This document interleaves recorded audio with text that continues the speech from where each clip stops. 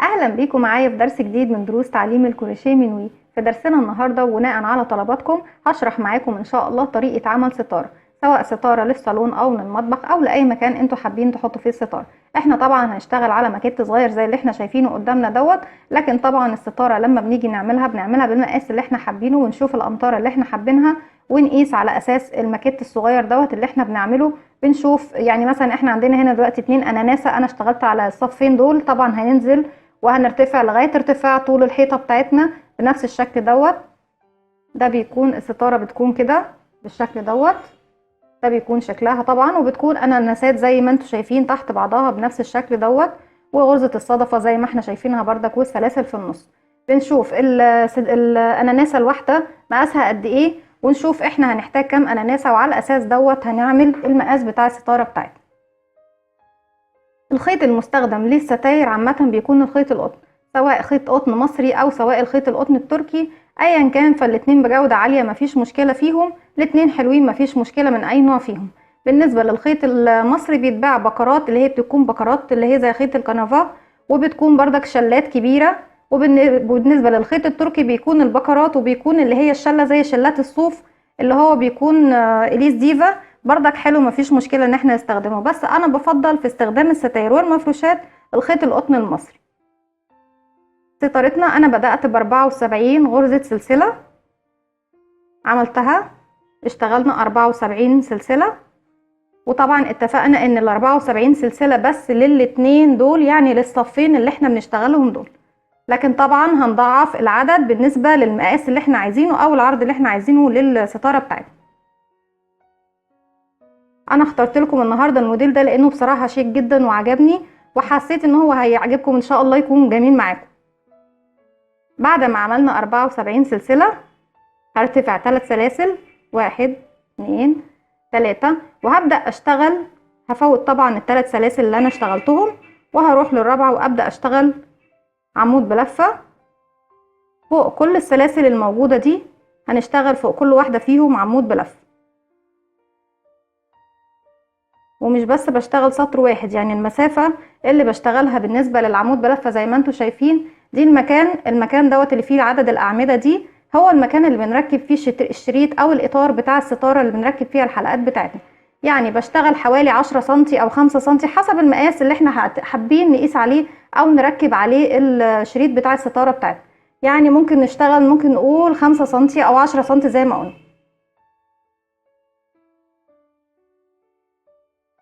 زي ما اتفقنا هكمل السطر كله بغرزة العمود بلفة بالشكل دوت، فوق كل سلسلة غرزة عمود بلفة، وكمان هكمل عليها 10 او 15 سطر حسب طبعا المقاس اللي احنا حددناه عشان نركب فيه الشريط. ده طبعا يرجع لكم انتوا حابين تصغروه تكبروه مفيش مشكلة، دي بتكون بداية الستار. هكمل السطر بتاعي وهرجع لكم. رجعت لكم تاني وكده خلاص، انا خلصت السطر اللي احنا اتفقنا عليه بغرزة العمود بلفة. وزي ما اتفقنا تاني نكرر المعلومة ان انا بشتغل اكتر من سطر بغرزة العمود بلفة، بحيث ان هي الاسطر اللي بشتغلها في البداية دي هي اللي بركب فيها الشريط او الاطار بتاع الستار. وزي ما اتفقنا ان هو يرجع لكم، حابين تعملوه مثلا 5 سنتي 10 سنتي مفيش مشكلة، ده زي ما انتوا حابين.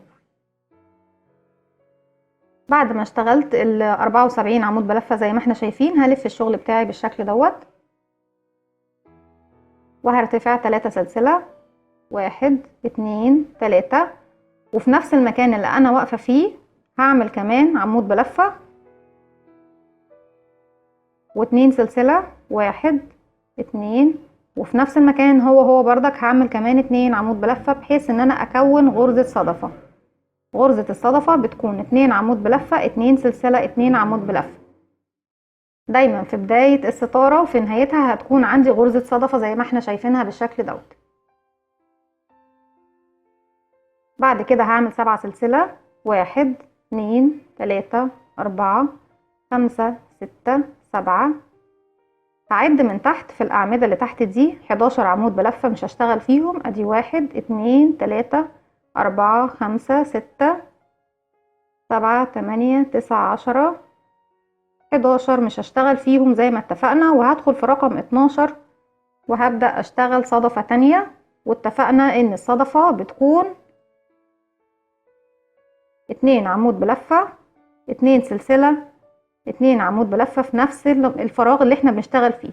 كده عمود بلفة، هدخل تاني هعمل 1 يبقى 2، كده اول 2 عمود بلفة، 2 سلسلة، تاني في نفس الفراغ هدخل واعمل 2 عمود بلفة كمان علشان اكون الصدفة بتاعتي زي ما احنا شايفين بالشكل دوت. ودي بتبقى الصدفات اللي قدام عينينا اللي احنا شايفينها دي. بعد كده هعمل سلسلة واحدة وهعد من تحت 5 أعمدة مش هشتغل فيهم، ادي 1 2 3 4 5 مش هشتغل فيهم. في رقم 6 هعمل صدفة بس صدفة صغيرة، يعني هعملها بعمود ب2 لفة و2 سلسلة وعمود ب2 لفة بالشكل دوت. هلف الخيط على الإبرة مرتين، وفي رقم 6 من تحت هشتغل عمود ب2 لفة و2 سلسلة، 1 2، تاني الف الخيط مرتين عشان اشتغل في نفس الفراغ عمود ب2 لفة كمان،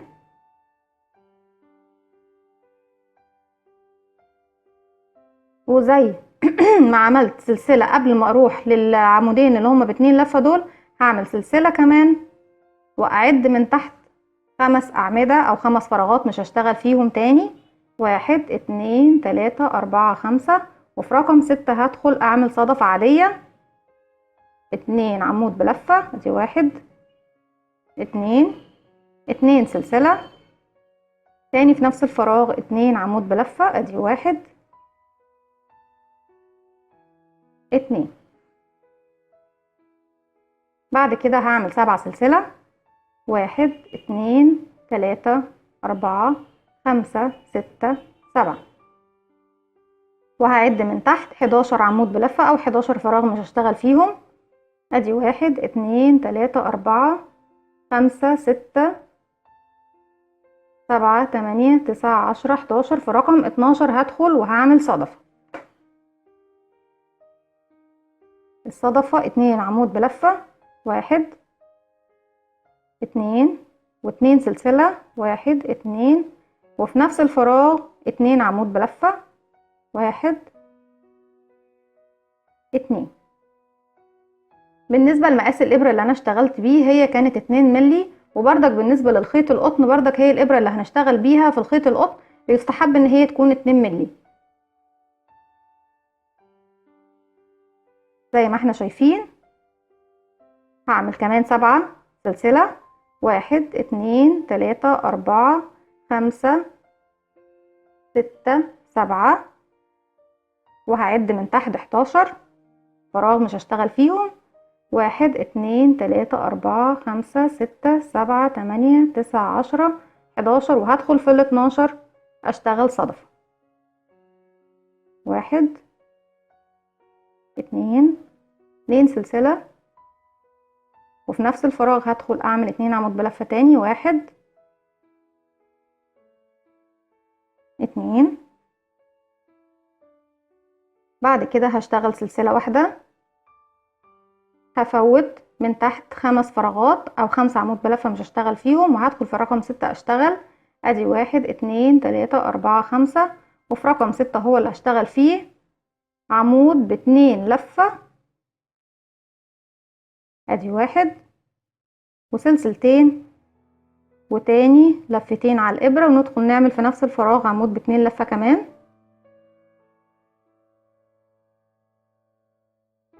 وسلسلة كمان بعديه.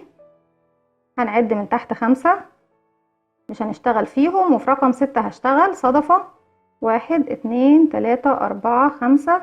في رقم 6 هدخل واشتغل صدفة، 2 عمود بلفة، 1 2 2 سلسلة، وفي نفس الفراغ 2 عمود بلفة، 1 2،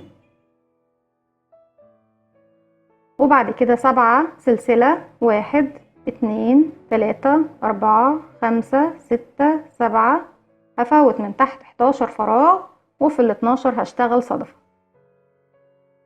هنعد مع بعض، ادي 1 2 3 4 5 6 7 8 9 10 11 12، وهو اخر سلسلة موجودة معايا او اخر فراغ موجود معايا هو اللي هشتغل فيه الصدفة بتاعتي. 2 عمود بلفة، ادي 1 2 2 سلسلة في نفس الفراغ، 2 عمود بلفة كمان، 1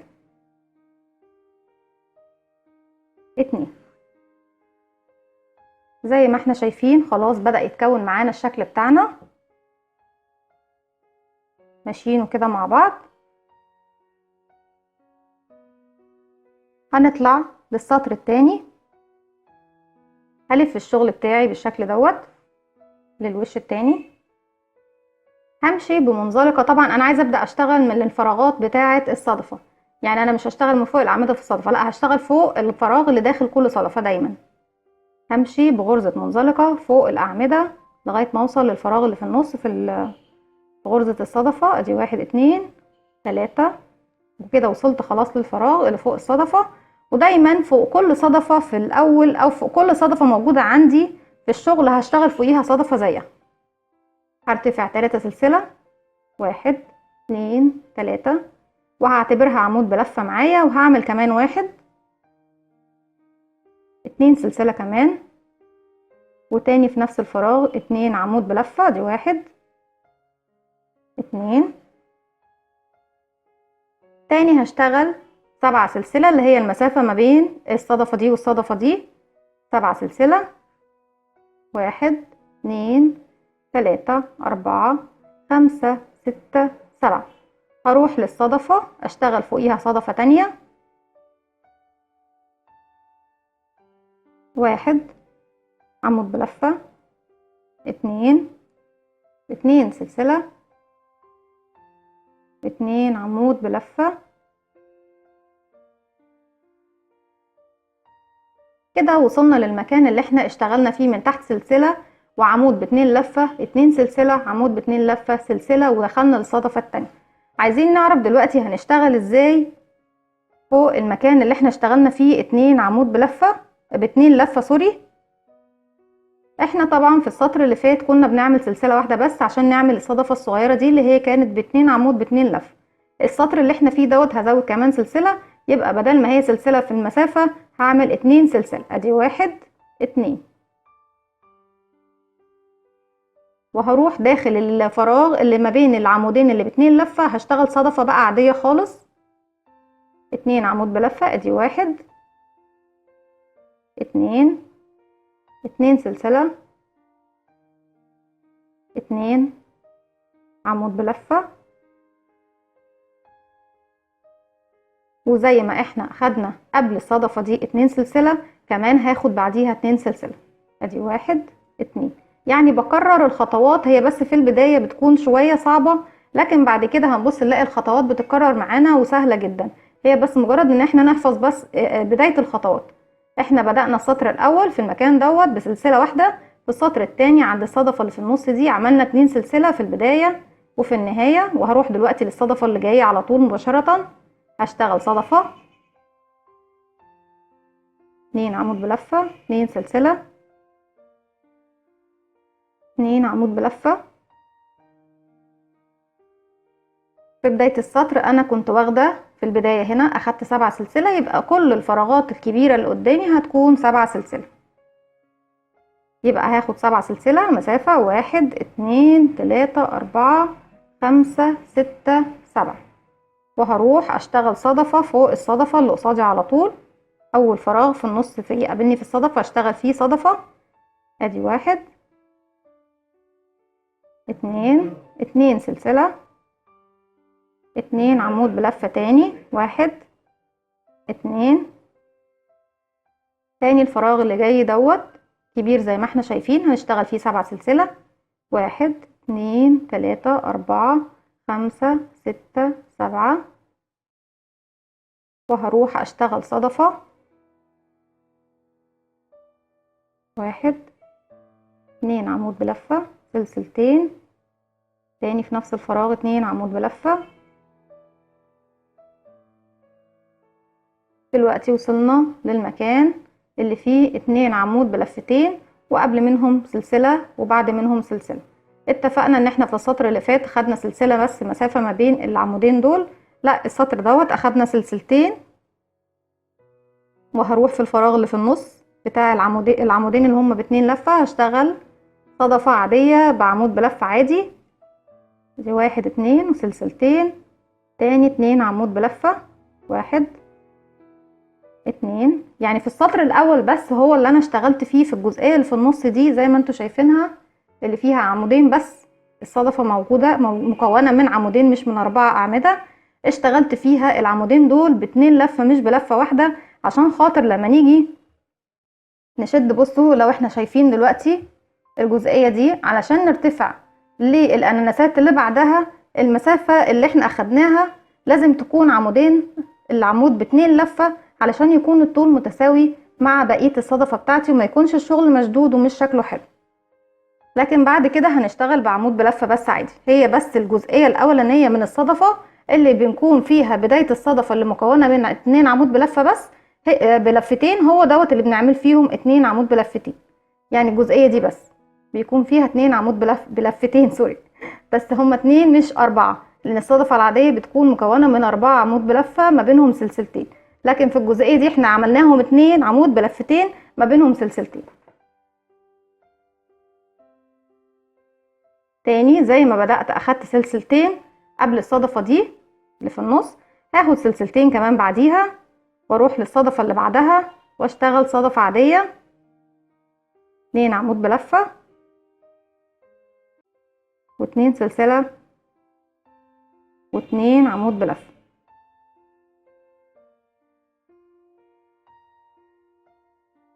وبعد كده 7 سلسلة، 1 2 3 4 5 6 7، وهروح لاخر صدفة عندي هشغل في الفراغ اللي في النص صدفة، عمود بلفة 2 سلسلتين 2 عمود بلفة كمان، ادي 1 2. نراجع المعلومات بتاعتنا. بدأنا عشان نعمل بس الجزئيتين دول من الستارة بتاعتنا، بدأنا ب74 سلسلة واشتغلنا فوقيهم أعمدة، قلنا حسب عدد الأعمدة عدد الأسطر اللي انتوا حابين تشتغلوها تركبوا فيها الإطار زي ما انتوا حابين. بعد كده بدأت بصدفة، وقلنا ان الصدفة مكونة من 2 عمود بلفة 2 سلسلة 2 عمود بلفة. بعد كده عملت 7 سلسلة وسبت من تحت 11 فراغ ما اشتغلتش فيهم، دخلت في ال12 عملت صدفة، وبعد كده اخدت سلسلة وسبت 5 فراغات من تحت ما اشتغلتش فيهم، وبعد كده دخلت في رقم 6 عملت عمود بلفتين وبعد كده 2 سلسلة وعمود بلفتين، واتفقنا ان هو ده السطر الوحيد اللي هنعمل فيه عمود بلفتين دايما في بداية كل اناناسة. وبعد كده اخدت سلسلة واحدة سبت 5 فراغات من تحت، اشتغلت في رقم 6 الصدفة بتاعتي العادية خالص. بعد كده خدت 7 مسافة 7 سلسلة وسبت من تحت 11 فراغ واشتغلت في رقم 12 صدفة. بعد كده تاني 7 سلسلة وسبت من تحت 11 فراغ، وفي رقم 12 اشتغلت صدفة، وكررت بنفس الطريقة اللي بدأت بيها هيها. يعني احنا دلوقتي شرحنا الصدفتين سوري الاناناستين، لكن هي الخطوات بنكررها، اللي بنكررها في الاناناسه دي هي اللي بنكررها في بقيه الستاره حسب عدد الاناناسات اللي احنا اشتغلناها. الف في الشغل بتاعي بالشكل دوت،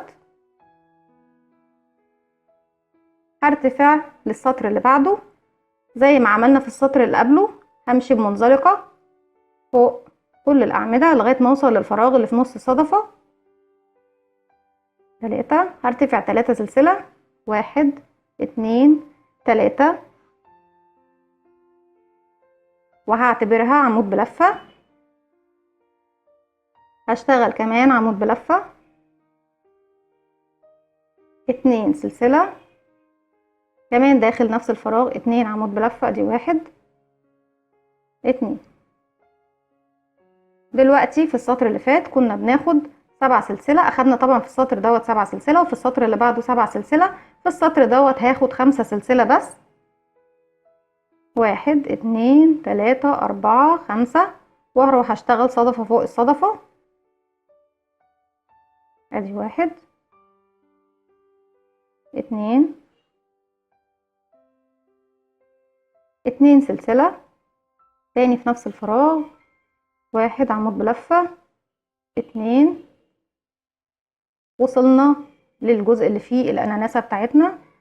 قلنا في السطر الاول اخدنا سلسلة مسافة وبعد كده عملنا 2 عمود بلفتين وبعديهم سلسلة، بعد كده في السطر اللي بعده زودنا سلسلة، اشتغلنا سلسلتين قبل الصدفة بتاعتي، ورحت بعد كده سلسلتين ورحت للصدفة اللي بعدها.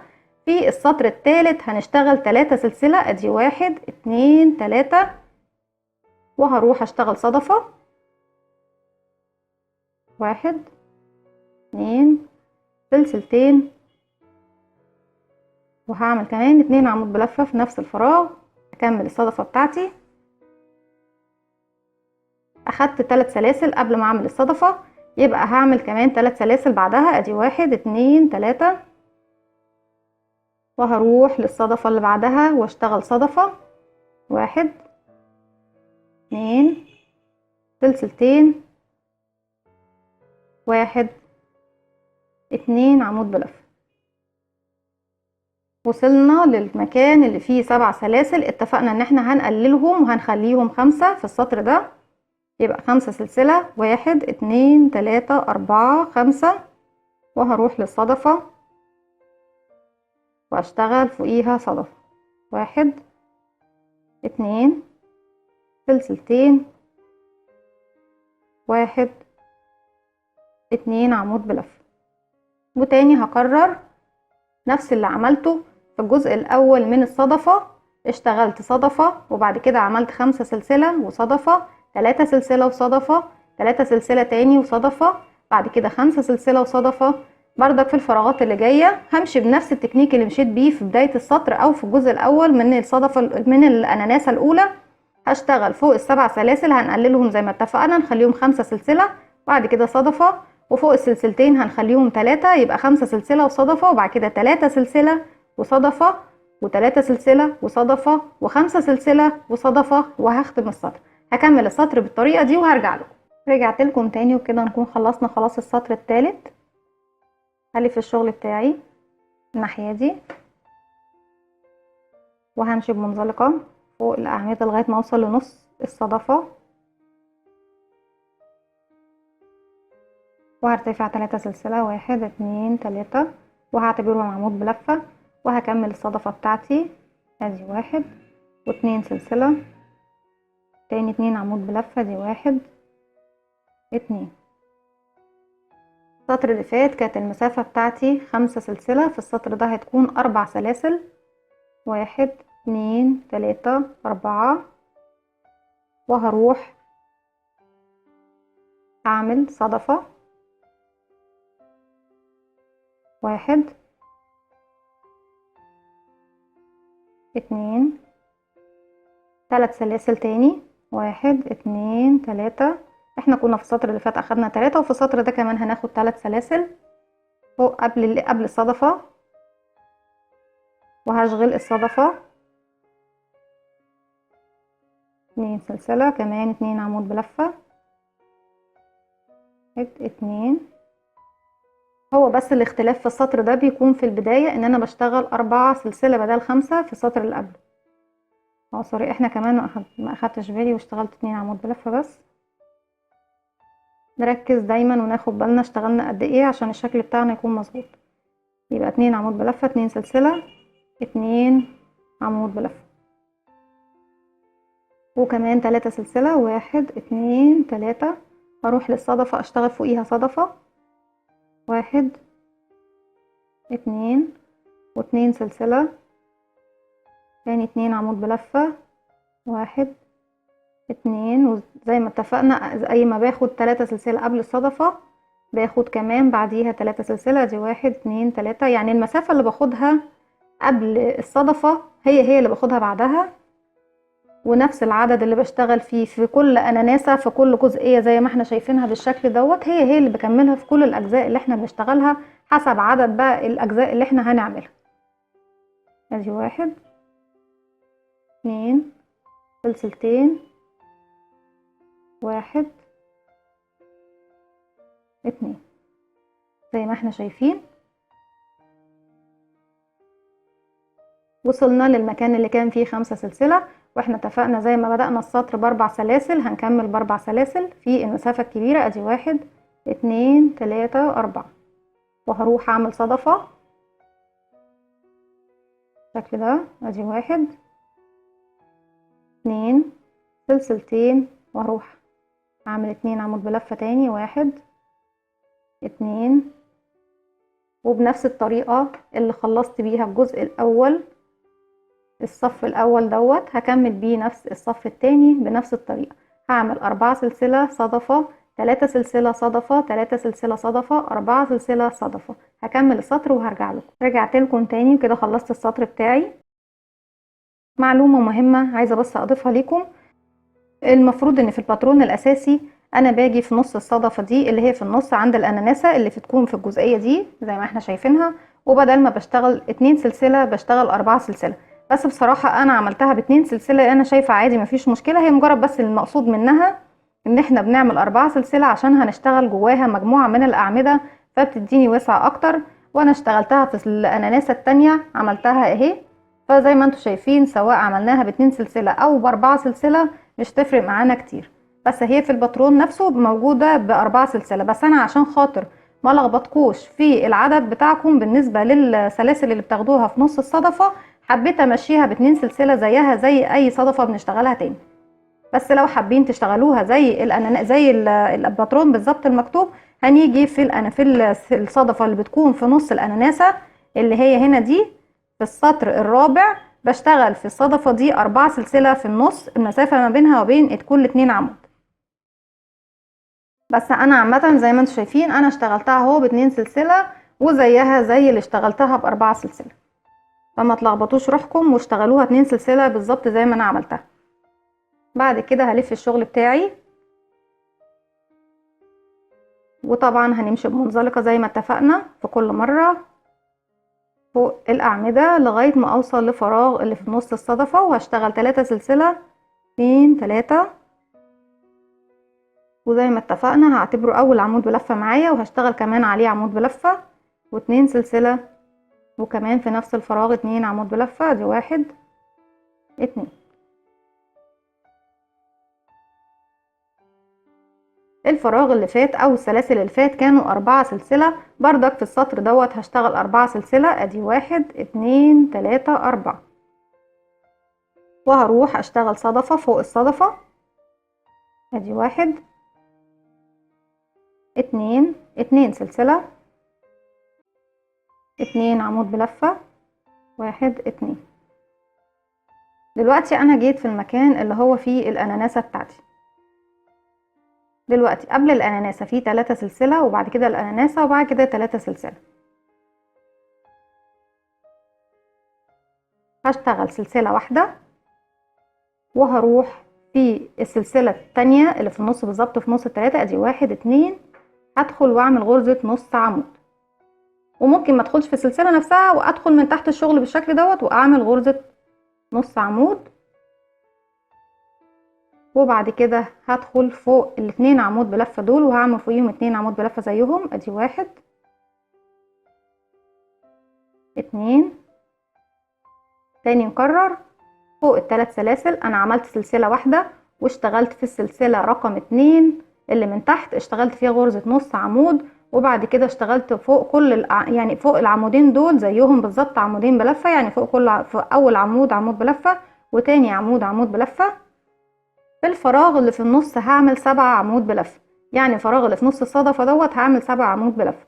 علشان كده قلت لكم لو حابين تخلوها 4 سلسلة مفيش مشكلة، هي في الباترون 4 سلسلة، وممكن تخلوها زي ما انا اشتغلتها كده 2 سلسلة، ادي 1 2 عمود بلفة 3 4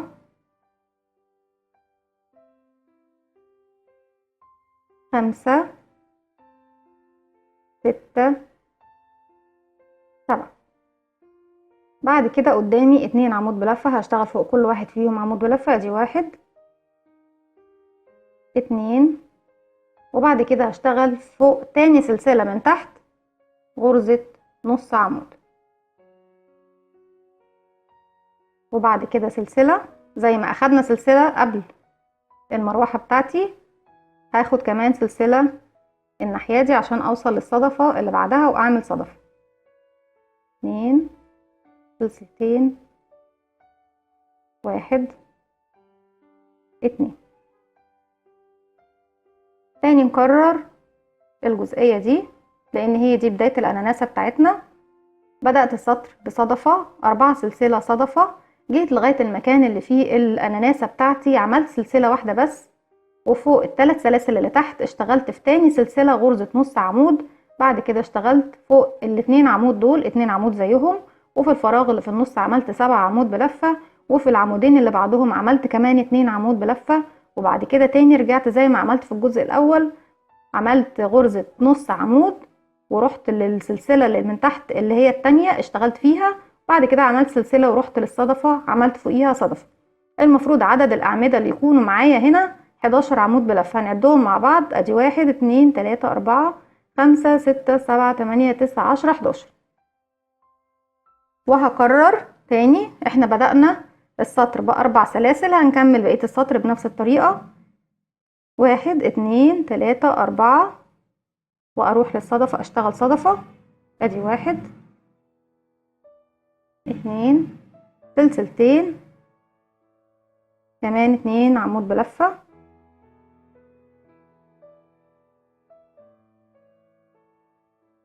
بعد كده 4 سلسلة، 1 2 3 4. بعد كده خدوا بالكم ان الخطوات اللي في الاول بس هي اللي بتكون شوية معقدة، لكن بعد كده الخطوات هتكون سهلة والترتيب بتاعها هيكون سهل معايا مفيهوش مشكلة.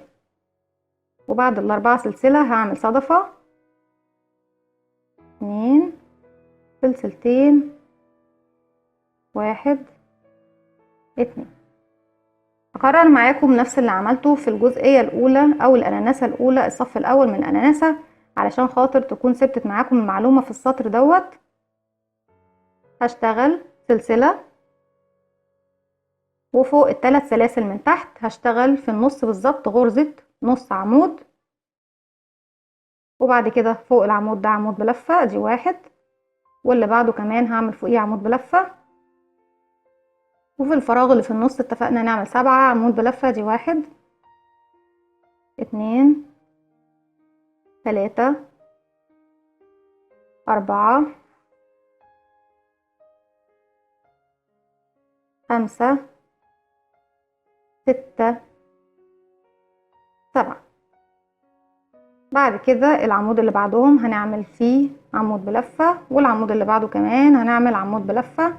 بعد كده في سلسلة رقم 2 هعمل غرزة نص عمود زي ما بدأت، وبعد كده هعمل سلسلة وهروح للصدفة واعمل صدفة، 1 2 سلسلتين، 1 2، وهكمل 1 2 3 4، وهعمل صدفة فوق الصدفة، عمود بلفة، سلسلتين، 1 2 عمود بلفة، هلف الشغل بتاعي الناحية التانية زي ما احنا شايفين. خلاص بدأت الأناناسة بتاعتي تبان زي ما احنا شايفينها.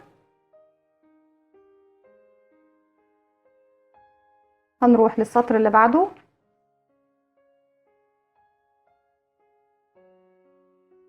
همشي بمنزلقة عشان اوصل لنص الصدفة،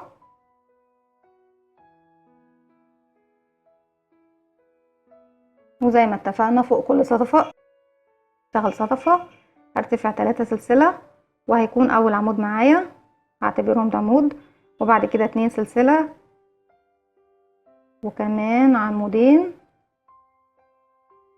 يعني 3 سلاسل وبعديهم عمود، و2 سلسلة و2 عمود.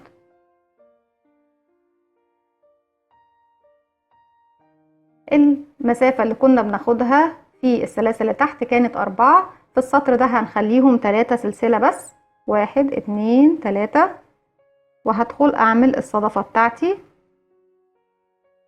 1 2 سلسلتين، 1 2.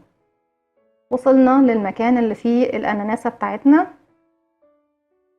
هعمل سلسلة وهفوت غرزة النص عمود اللي قدامي، وهروح مباشرة لأول عمود بلفة هيقابلني، وهشتغل فوق كل عمود بلفة عمود بلفة وبعديه سلسلة، يعني عمود ادي عمود وبعديه سلسلة، 2 وسلسلة، 3 سلسلة، 4 سلسلة، 5 وسلسلة، 6 سلسلة، 7 سلسلة، 8 سلسلة، 9 وسلسلة، 10 سلسلة، 11 وسلسلة. وزي ما فوتت غرزة النص عمود اللي هنا هفوت كمان غرزة النص عمود اللي هنا واروح للصدفة واعمل صدفة. ادي 1 2 سلسلتين، 1 2 تاني 3 سلسلة زي ما اخدنا في اول السطر. بدأنا السطر بتاعنا ب3 سلسلة، يبقى نكمل ب3 سلسلة وهعمل الصدفة بتاعتي. 2 عمود بلفة، 2 سلسلة، 2 عمود بلفة. زي ما احنا شايفين الشغل بتاعنا بالشكل ده. خلاص احنا بدأت الاناناسة بتاعتنا تبان. في السطر ده بدأته بصدفة وبعد كده 3 سلسلة، بعد كده صدفة، اخدت سلسلة واحدة بس مسافة، سبت غرزة النص عمود واشتغلت فوق ال11 عمود بلفة ب11 عمود بلفة، بس بعد كل عمود بلفة باخد سلسلة، وبعد كده اشتغلت سلسلة وسبت طبعا غرزة النص عمود اللي تحت زي ما سبتها في الاول هسيبها في الاخر، واروح اخد سلسلة واروح لغرزة الصدفة. وبعد كده في كل المسافات اللي هناخدها بعد كده زي ما بدأتهم ب3 سلسلة هيكون كل المسافات اللي قدامي زي السلاسل اللي قدامنا دي هتكون 3 سلسلة. هكمل السطر بنفس الطريقة وهرجع لكم. رجعت لكم تاني بعد ما خلصت السطر بتاعي. هبدأ ألف الشغل الناحية التانية زي ما احنا شايفين، وزي ما انتم شايفين خلاص الشغل بتاعنا بدأ يبان. طبعا السلاسل اللي احنا عملنا فيها اختلاف زي ما انتم شايفين. ايه المقصود منها؟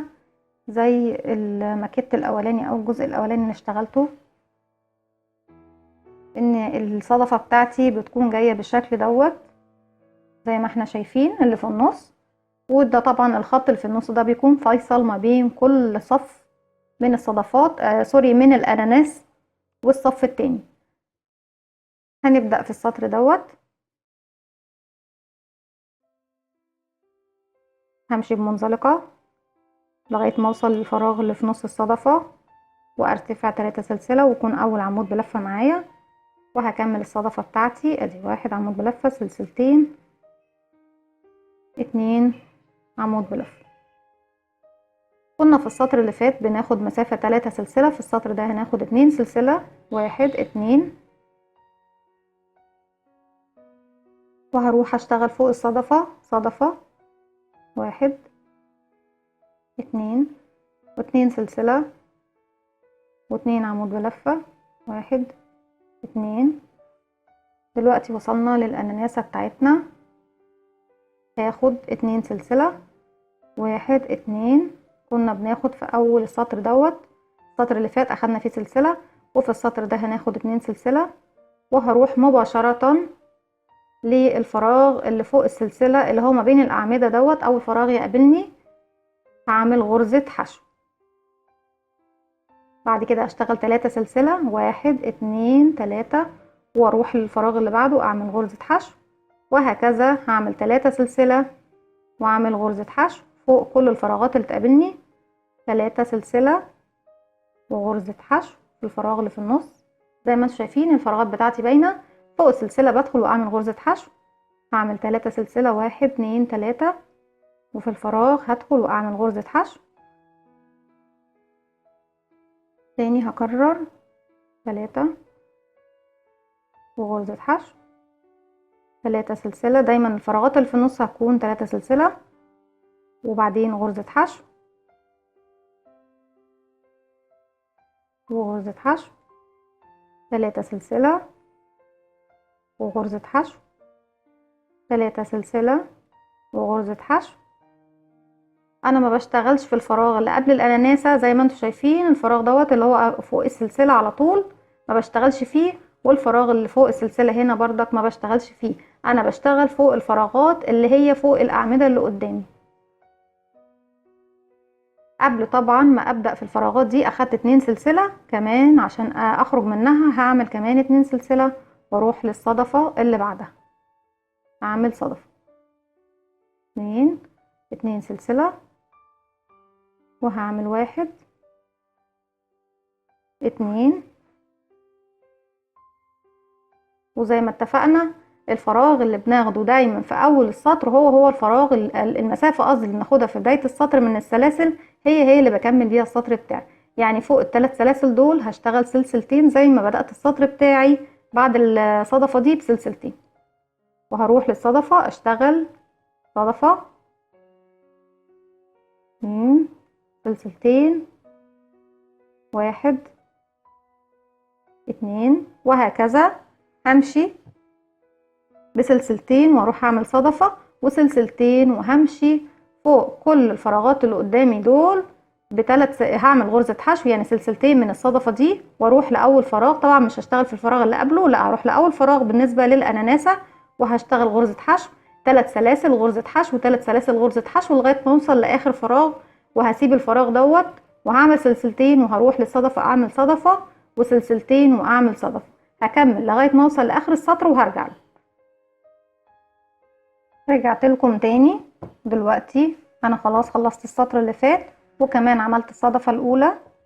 بعد الصدفة الاولى في السطر دوت احنا كنا في السطر التاني بناخد سلسلتين، هناخد هنا سلسلة واحدة وهشتغل الصدفة بتاعتي اللي تقابلني. ادي 1 2 سلسلتين 1 2.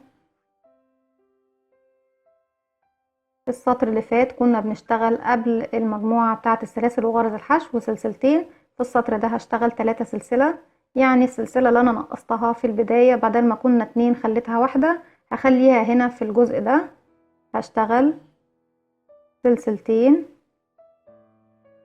لا سوري، هشتغل 3 سلاسل بدل سلسلتين لان احنا اشتغلنا تحت سلسلتين، وهروح لأول فراغ يقابلني وهشتغل فيه غرزة حشو وهكرر 3 سلسلة واروح للفراغ اللي بعده غرزة حشو 3 سلسلة والفراغ اللي بعده غرزة حشو 3 سلسلة والفراغ اللي بعده غرزة حشو 3 سلسلة، وهدخل في كل الفراغات اللي قصادي 3 سلسلة غرزة حشو. وفي كل مرة هنعمل فيها فراغات هتبصوا تلاقوا الفراغات بتاعتي هتبدأ تقل وتديني شكل الأناناسة. هنعد دلوقتي ونشوف مع بعض.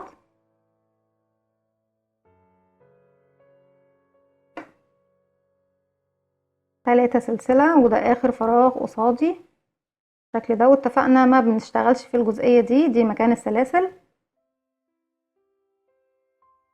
أخدت 3 سلسلة هنا، يبقى هاخد هنا كمان 3 سلسلة زي ما اشتغلت في الأول هشتغل في الآخر، يعني قبل بعد الصدفة 3 سلسلة، يبقى في قبل الصدفة اللي بعدها هنشتغل 3 سلسلة واشتغل الصدفة بتاعتي بالشكل ده. نعد مع بعض زي ما انتوا شايفين. كانت عدد الفراغات اللي معايا من تحت اهي، ادي 1 2 3 4 5 6 7 8 9. في الفراغات اللي احنا فيها دي هنعد 1 2 3 4 5 6 7 8. فكل سطر هنشتغل وهنبص نلاقي عدد الفراغات اللي معانا بدأ يقل.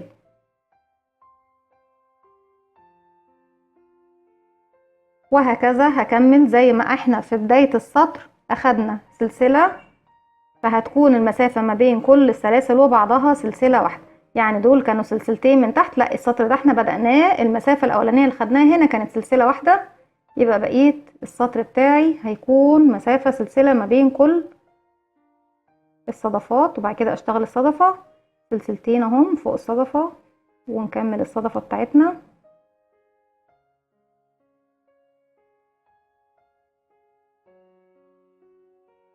زي ما احنا شايفين سلسلة واروح للصدفة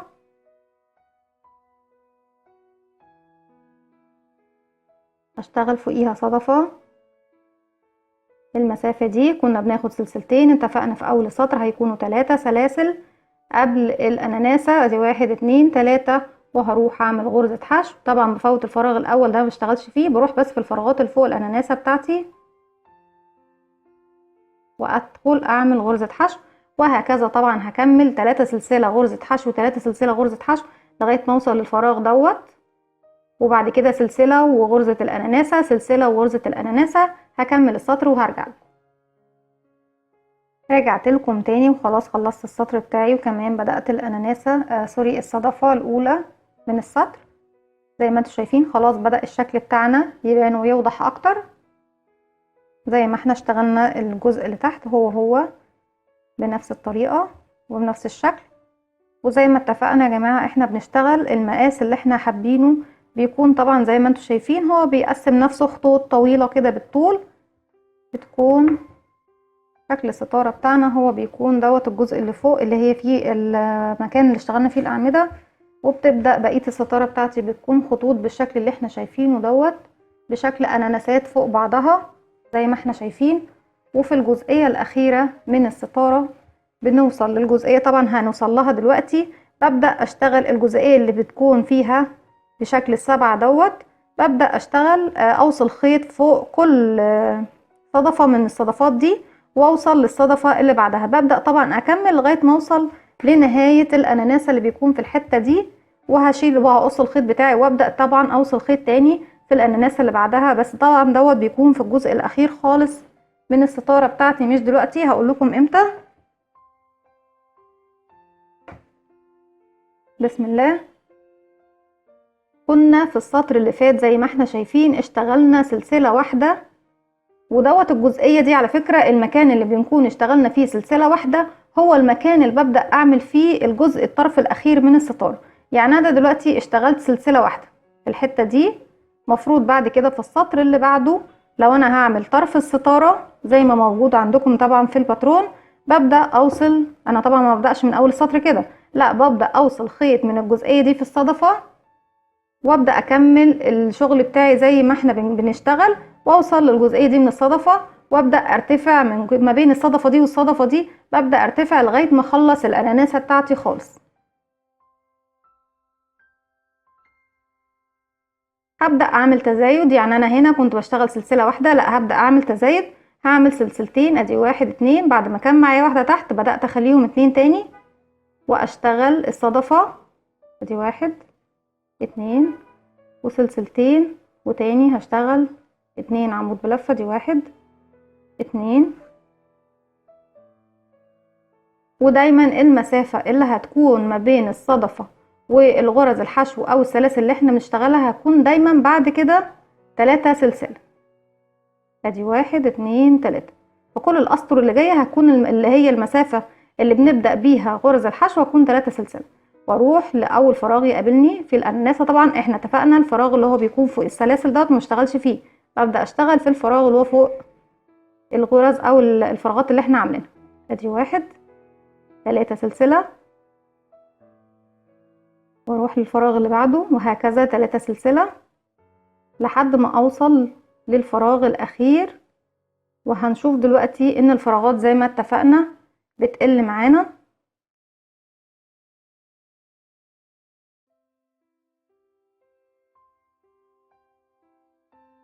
ثلاثة سلسلة وغرزة حشو فوق كل فراغ. دوت الفراغ اللي جاي هو فراغ الاخير اللي هنشتغل فيه دلوقتي. 3 سلسلة وغرزة حشو في الفراغ.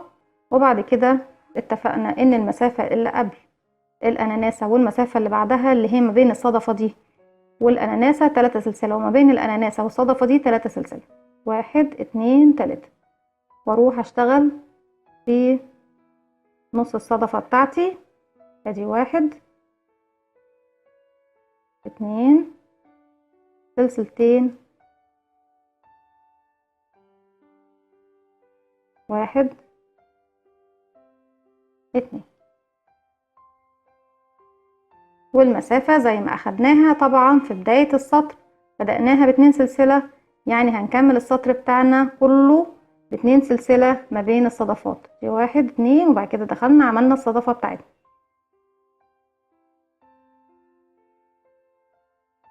2. وبردك الفراغ اللي بعده كان سلسلة. احنا زودنا خلاص السطر ده، هنشتغل ب2 سلسلة، يعني هعمل 2 سلسلة وصدفة وبعد كده 3 سلسلة. زي ما اتفقنا ان قبل الاناناسة دايما المسافة هتكون ما بين الصدفة والاناناسة، سواء دي او دي، هيكون 3 سلسلة في الاول و3 سلسلة في الاخر. هكمل السطر بنفس الطريقة وهرجع لكم. رجعت لكم تاني وخلاص نهيت السطر اللي فات وكمان بدأت السطر الجديد. وفي السطر دوت بعد ما خلصنا طبعا الصدفة بتاعتي هشتغل هو بنفس النظام او بنفس العدد اللي اشتغلت بيه السطر اللي فات. يعني في السطر اللي فات كنت باخد 2 سلسلة واعمل صدفة و3 سلسلة واكمل الاناناسة و3 سلسلة واروح للصدفة اللي بعدها، وبرجع اكرر 2 سلسلة صدفة 2 سلسلة صدفة 3 سلسلة واكمل الاناناسة. طبعا 3 سلسلة وغرزة حشو ما بين كل الفراغات. برجع 3 سلسلة صدفة 2 سلسلة صدفة. هكمل بنفس الطريقة في السطر دوت 2 سلسلة وهروح للصدفة اعمل فوقيها صدفة 1 2 سلسلتين 1 2. اتفقنا قبل الاناناسة بنعمل ما بينها وبين الصدفة 3 سلسلة وفي النهاية بردك بعمل 3 سلسلة نعمل غرزة حشو 3 سلسلة غرزة حشو 3 سلسلة غرزة حشو تاني. نكرر لغاية ما نوصل لآخر فراغ موجود عندنا 3 سلسلة. واللي حابب على فكرة يخلي السلاسل دي 4 مفيش مشكلة، يعني المسافة ل3 سلاسل دي اللي بين كل فراغ وفراغ في الأناناسة احنا ممكن نخليها 4 سلسلة مفيش مشكلة. وبعد كده 2 سلسلة وهروح للصدفة.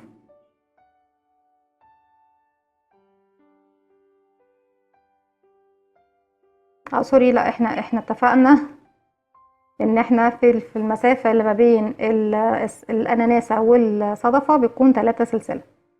ال2 سلسلة بس بتكون ما بين الصدفات،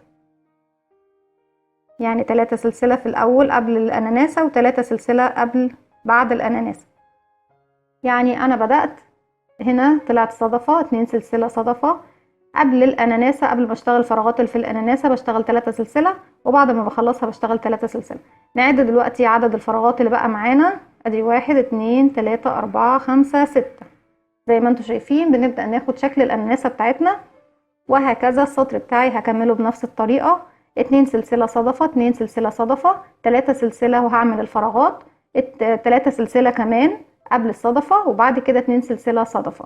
هكمل لغاية ما اوصل لبداية السطر اللي جاي وهرجع لكم. رجعت لكم تاني خلاص خلصت السطر اللي فات وبدأت كمان هبدأ اعمل السطر دوت. بس قبل ما ابدأ السطر معاكم هبدأ اراجع معاكم حاجة هنبدأ نشتغل بيها في الفترة اللي جاية دي. انا وصلت للمكان طبعا اللي انا اشتغلت فيه 2 سلسلة، والسطر اللي بعده كمان اللي فات دوت كان 2 سلسلة. السطر اللي جاي هبدأ اعمل 3 سلسلة في بداية الشغل، والسطر اللي بعده هيكون 4 سلسلة زي ما احنا شايفين، وبعد كده 5 سلسلة و6 سلسلة و7 سلسلة. هوصل لغاية السطر اللي انا هشتغل فيه لغاية السطر اللي هو 7 سلسلة، وبعد كده هفصل وهرجع لكم. بس عايزة اراجع معاكم حاجة قبل ما افصل معاكم. احنا دلوقتي في السطر اللي جاي دوت هنشتغل في بداية السطر دوت. احنا السطر اللي فات كان عندنا 2 سلسلة، هنبدأ نعمل تزايد من اول السطر دوت زي ما اتفقنا. هنعمل 3 واللي بعده 4 5 6 7. في السطر دوت هنعمل 3 سلسلة وهنشتغل الصدفة بتاعتنا، وبعد كده 3 سلسلة واكمل الاناناسة بنفس الطريقة 3 سلسلة واروح للصدفة، وهكذا هنعمل 3 سلسلة ما بين كل الفراغات زي ما اتفقنا. السلاسل اللي بنبدأ بيها هي اللي بتكون هي الفراغات، المسافة ما بين كل الفراغات اللي قبل الصدفة. لكن المسافة اللي ما بين الصدفة اللي قبل الأناناسة والأناناسة بتكون 3 سلسلة، والثلاثة سلسلة بردك في البداية و3 سلسلة في النهاية ما بين الصدفتين اللي هي بتكون في وسطهم الصدفة. لكن السلاسل اللي بناخدها في بداية الشغل هي اللي بتكون في نهاية الشغل، وهي كمان بتكون في السلاسل اللي في وسط الصدفات اللي احنا بنشتغلها. زي ما اتفقنا السطر دوت هشتغل فيه 3 سلسلة في بدايته، وهكمل كمان 3 سلسلة هنا و3 هنا و3 هنا. السطر اللي بعده هيكون 4 سلسلة 4 هنا و4 هنا و4 هنا و4 هنا. هنا 5 سلسلة، 6 سلسلة، 7 سلسلة. وبعد ما هخلص السطر اللي فيه 7 سلاسل هرجع لكم. طبعا هنشتغل بنفس الطريقة اللي احنا بنشتغل بيها. رجعت لكم تاني وخلاص خلصت السطر اللي انا بدأت فيه ب7 سلسلة في البداية، وخلاص كمان طلعت بالصدفة اللي في بداية السطر. وده السطر اللي هيكون عندي فيه البداية ب8 سلسلة. وزي ما انتوا شايفين في السطر ده خلاص انا بالنسبة للأناناسة معنديش غير فراغ واحد. عملت أناناسة. بعد كده طبعا في السطر اللي فات كانوا 7 سلسلة، في السطر ده هيكون 8 سلسلة. ادي 1 2 3 4 5 6 7 8. قبل طبعا ما اكمل السطر معاكم عايزة ابدأ راجع تاني. احنا زي ما انتوا شايفين بدأنا من السطر اللي كان عندي 2، عملت سطرين فيهم 2 سلسلة في البداية. بعد كده عملت السطر اللي بعدهم فيه 3، واللي بعده 4، وبعد كده 5 6. طبعا هنا 7، هنا 6 5 4 3. والسطرين دول كان فيهم 2 زي ما احنا شايفين. وطبعا في السطور اللي قبل كده احنا طبعا عارفين اشتغلناها ازاي. وبكده اكون في اخر سطر في التزايد اللي ببدأ فيه ب7 سلاسل، وبروح للصدفة اعمل صدفة 2 عمود بلفة و2 سلسلة، 2 عمود بلفة. هاخد بعد كده طبعا المسافة اللي كنا بناخدها ما بين الصدفة والأناناسة كانت دايما 3 في البداية و3 في النهاية. السطر دوت اللي احنا بنبدأه ب8 سلاسل هاخد بس سلسلتين، 2 سلسلة. وبعد كده هلف الخيط على الإبرة مرتين وهروح في نص الفراغ دوت اشتغل عمود بلفتين. ادي لفة 2 بالشكل ده. تاني هكرر، بدأت بالصدفة بتاعتي عادي وبعد كده 8 سلسلة اللي هو السطر اخر سطر في التزايد بالنسبة لنا. بعد كده الصدفة، بعد كده اخدت سلسلتين وفي الفراغ اللي في النص عمود، عملت عمود بلفتين. بعد كده هاخد سلسلتين واروح للصدفة اعمل صدفة 1 2 سلسلتين 1 عمود بلفة 2. والعمود بلفتين دوت هو اللي هشتغل فوقيه اول 2 عمود في الاناناسة اللي بعدها. زي ما احنا شايفين الماكيت دوت اهو، ان فوق العمود بلفتين بشتغل كمان عمودين بلفتين زيهم بالظبط بس ما بينهم سلسلتين.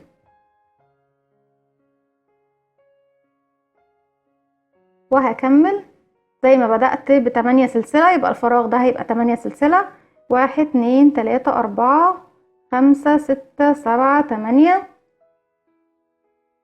اروح للصدفة واعمل صدفة تانية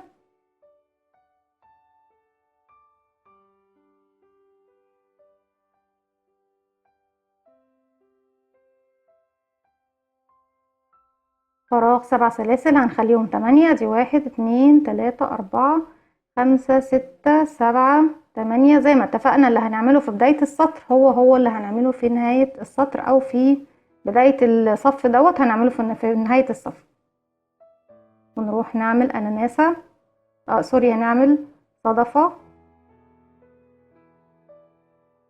2 سلسلة و2 عمود بلف. وهكذا طبعا همشي بنفس الطريقة سلسلتين.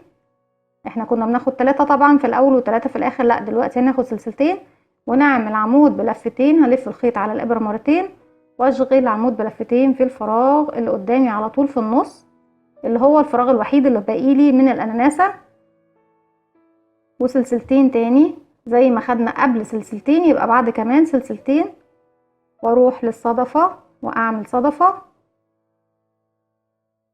وسلسلتين و2 عمود بلفة. ودول 7 سلاسل. احنا في السطر اللي هنزود فيه يبقى 8 نخليهم 1 2 3 4 5 6 7 8 زي ما بدأنا نختم السطر بتاعنا، ونعمل الصدفة. يمكن يكون الستارة مرهقة شوية، بس بصراحة تستحق، هي شيك جدا وجميلة واكتر من رائعة. بعد كده هلف الشغل بتاعي بالشكل دوت، وهبدأ اعمل اول سطر في تاني اناناسة هنبدأ نعملها معانا. همشي بمنزلقة لغاية ما اوصل لنص الصدفة، هرتفع 3 سلسلة، وده اول عمود معايا في الصدفة. هعمل كمان عمود و2 سلسلة، وكمان 2 عمود، 1 2. ختمنا السطر اللي فات، كنا في البداية بناخد 8 سلسلة، وطبعا كملنا السطر الفراغات الكبيرة كلها ب8 سلسلة، وسلسلتين قبل العمود ابو لفتين، وسلسلتين بعده، وكررنا العملية بردك او المسألة في نفس الاناناسة اللي بعدها. وطبعا حسب عدد الاناناسات بقى اللي هتعملوها، ربنا معاكم. في السطر دوت هبدأ اعمل تناقص من اول وجديد، هشتغل 7 سلسلة زي ما كنا بنشتغل اول سطر خالص، 7 سلسلة، وبعد كده عملنا 7، وبعد كده 5 4 4 3 2 1. هنمشي بنفس التكنيك ونفس الطريقة في السلاسل او في الاسطر اللي جاية كلها، بس حابة ابدأ معاكم السطر ده كمان ونشوف هنعمل ايه. السطر دوت خلاص بداية الاناناسة الجديدة، نشتغل 7 سلسلة، 1 2 3 4 5 6 7. هروح للصدفة واشتغل صدفة،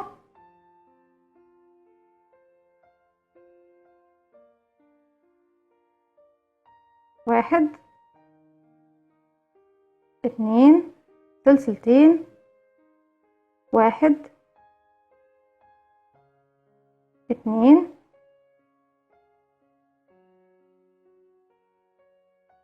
وزي ما عملنا في الجزء الاولاني من الشغل بتاعنا، هناخد سلسلة واحدة مسافة، وهروح اشتغل عمود بلفتين في النص هنا زي ما احنا شايفين.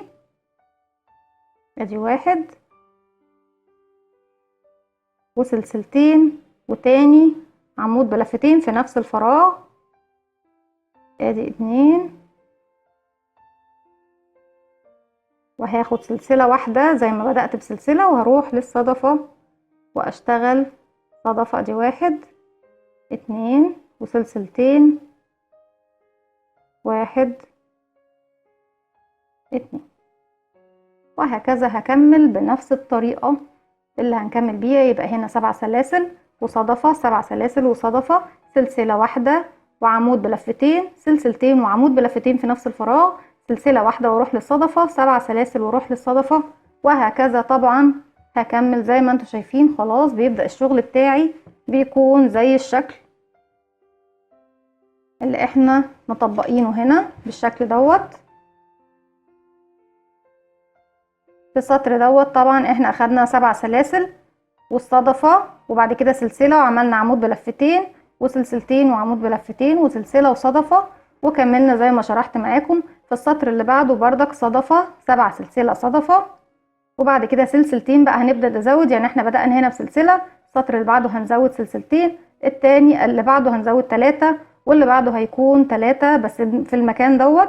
وبعد كده نبدأ نشتغل الاناناسة بتاعتنا بنفس التكنيك ونفس الاعداد اللي احنا قلناها وشرحناها. وبردك زي ما انتم شايفين الشغل بتاعنا بدأناه 7 سلسلة 7 سلسلة، بعد كده 5 سلسلة، 4 4 3 2 2 1، ورجعنا بعد كده بدأنا نعمل تزايد لغاية ما وصلنا للسطر اللي فيه 8 سلاسل، وهو دوت اللي اشتغلنا فيه العمود بلفتين في نص الفراغ دوت. وبعد كده رجعنا تاني بدأنا نعمل 7 سلاسل، وهكذا لما نوصل للجزء الاخير من الستارة. زي ما احنا شايفين انا بوصل للسطر اللي بيكون عندي فيه في بداية الشغل وفي بداية السطر سلسلة واحدة، وببدأ افصل الخيط بتاعي واربطه او اشبكه من جديد في بداية الصدفة اللي قبل الاناناسة. وبعد كده بوصل لنهاية الاناناسة من الناحية دي زي ما شايفين الصدفة التانية، وببدأ ارتفع الاسطر بتاعتي بتاعت الاناناسة لغاية ما انهي الاناناسة بتاعتي. بس بشتغل اناناسة اناناسة، ما بشتغلش طبعا السطر كله، لا، انا بوصل الخيط من هنا زي ما احنا شايفين من هنا، وبعد كده بكمل الشغل بتاعي لغايه ما اوصل لهنا، وببدا ارتفع من هنا لغايه السطر اللي بعده، وارجع ارتفع من هنا لغايه ما تخلص الاناناسه بتاعتي وبتديني شكل السبعة او شكل التمانية اللي موجود عندكم في الباترون. دي كانت فكرتنا النهارده، معلش اذا كانت مطوله او متعبه شويه، بس زي ما انتم شايفين الشكل بصراحه يستحق، والستاره جميله جدا. اتمنى فكرتنا النهارده تكون عجبتكم، ويا رب تعجب المدام اللي طلبتها مني. على فكره الاكونت اللي طلب مني الستاره كان مكتوب باسم حد راجل، فسامحوني يا جماعه انا ما بعرفش افرق اذا كان فعلا اللي بيكلمني حد شخص فعلا واحده ست او راجل، بس طلباتكم اوامر على عينيا.